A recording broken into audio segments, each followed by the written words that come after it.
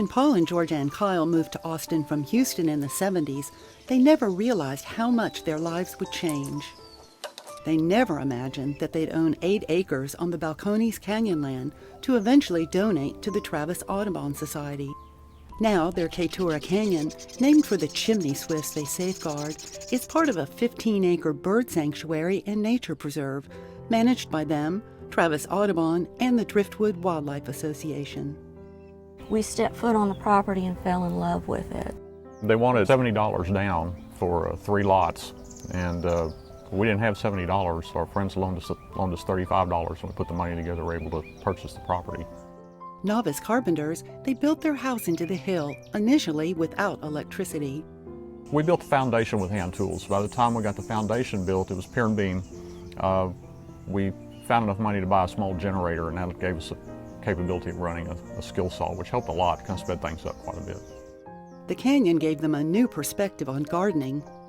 Well, when we first moved here from Houston, we wanted to plant things that we grew up with in Houston, elephant ears and banana trees and things like that.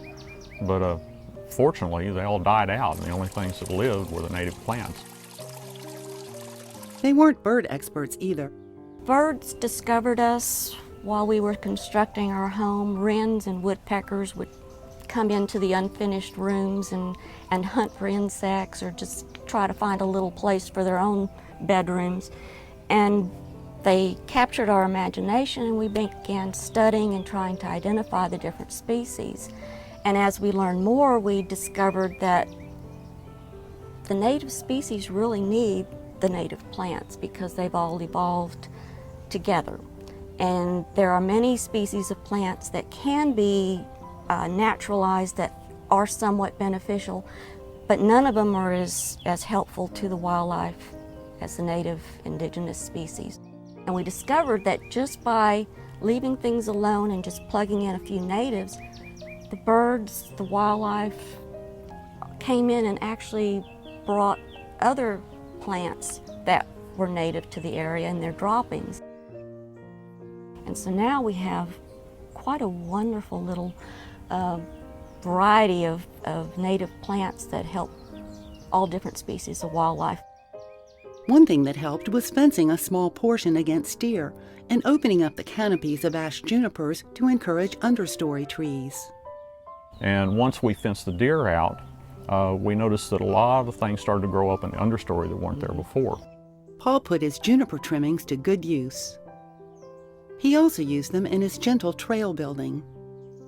The slope of the property, the topography, is at such an angle too, there's very few actual level spots. So what Paul would do is take a big tooth rake and rake some of the rocks down into little short walls, which would catch the water and the runoff whenever it rained and build soil up behind the small piles of rocks. Originally he used mortar on all of the rock walls, and we found out that using just a dry stack method allowed other wildlife like the snakes and the lizards and the wrens to hunt inside the little crevasses. And it also, when it rains, allowed the water to run out instead of building up behind the walls. They corralled the hillside's runoff into watering holes for wildlife.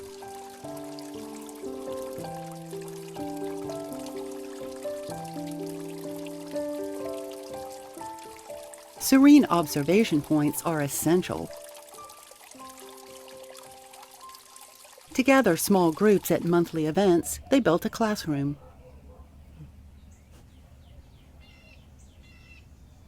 To feed themselves, Georgean and Paul built a shelter for their organic crops.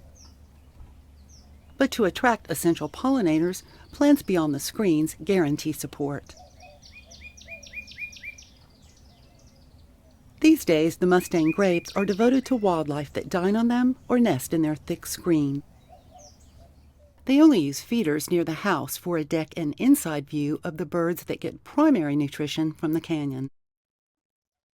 Along with 30 species of birds that nest at Chaetura, it's become a stopping ground for migratory species. Endangered chimney swifts have become a special passion. This kind of leads to the name of the place, Chaetura Canyon. Chimney swifts, the scientific name is Chaetura pelagica. They migrate to Peru in the fall. They're here during the spring. They show up in early to late March, raise their babies, and then by mid-October, they're gone.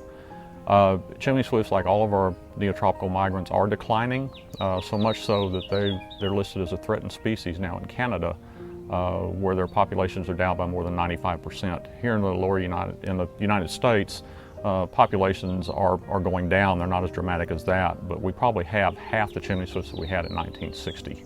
Their concern led to 2 books to educate others to join their preservation mission. The Kyles built 16 towers to encourage nesting at Chaetura. 3 of the towers that we have do have cameras in them, where we can monitor the swifts. One reason we've been able to learn so much about them is because of this technology, with these miniature cameras where we're able to observe them without disturbing them.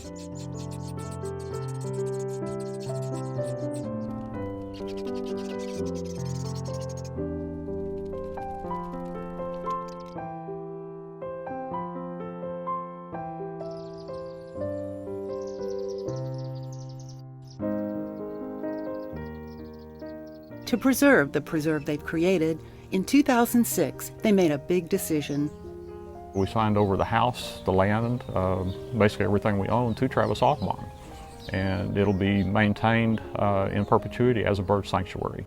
And we have events out here once a month during most of the year where people can come out. It's very limited because it's a preserve, it's not a park. We want to allow access, we want to let people come out and see what's here and learn what they can from what we've learned. But we also don't want to interfere with the wildlife that we've actually done all this for.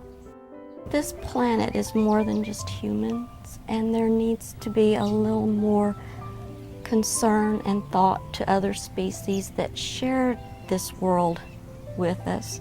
And it's becoming more and more difficult for just about every species, humans included, and it needs to be more of an all-inclusive mentality. And indeed, planting just one native plant in your yard, or setting up one seed feeder, or a peanut butter log for the woodpeckers, or maybe just a bowl of water for the warblers, or not spraying your oak tree in the spring when you see the little bungee jumpers fall, because those little bungee jumpers are warbler food, and the warblers migrate from South America, and most of them go all the way up to Canada to breed. And they eat only insects, and if everything is poisoned between their wintering grounds and their breeding grounds, they'll disappear, and many of them have. So it's real important just for everybody just to take one little step and maybe not squash that bug that you're not real sure what it is. Or maybe let that garter snake just go around the corner because he doesn't want to be any closer to you than you want to be to him. It's just little steps, and I think everybody can do one little thing to make the planet a better place.